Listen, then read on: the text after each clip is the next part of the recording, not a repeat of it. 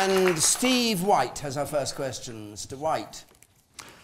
How will spending £40 billion on HS2 benefit taxpayers in rural communities such as Cornwall? Well, I think the gentleman who asked this question originally asked exactly the right question.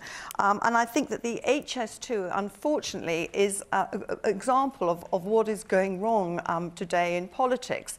I mean, for a start, was the lack of transparency, that the report that came out, and it was only through a special, asking a special investigation that we actually found out that the government had suppressed the information, that there are 50 areas in the country which are not just not going to benefit from HS2, but are actually going to be worse off. And one of those is Cornwall. And in fact, the Cornish economy is going to be £20 million worse off. So, this is, again, just something that seems to be benefiting London businessmen so that they can get somewhere quicker.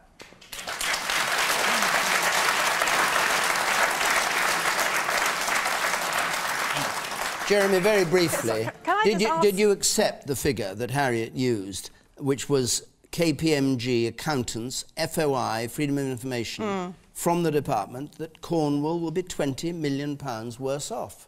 I think those... Is that wrong? I think those figures are hard to quantify. I think that to a degree they're plucked from the air. The woman there on the right, please. We're not arguing against HS2. What we're saying is there isn't enough infrastructure across the rest of the country. Absolutely. And maybe the priority now needs to be not HS2, but other places that haven't got any infrastructure in place. Why aren't we given a little bit more choice? If you have a large sum of money and you're trying to improve your life, surely you make a list of things that you possibly could spend it on. Why are we just being told this one thing?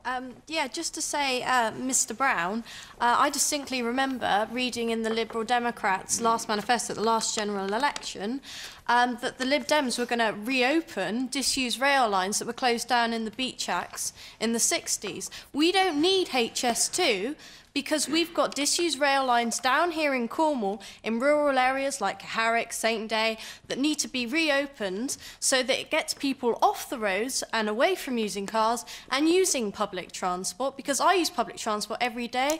It's late, it's expensive, God knows how much it costs a taxpayer paying for student rail cards and bus passes, but you need to reopen these disused rail lines, especially down here in other areas of the country, rather than spending billions of pounds of taxpayers' money on HS2 when you could just reopen the Victorian infrastructure that was used back then. Thank you. And you sat there. Yes, I think, just briefly, I think it's just another example of state-sponsored capitalism. And I think it's crony capitalism, and I think it's a folly. OK.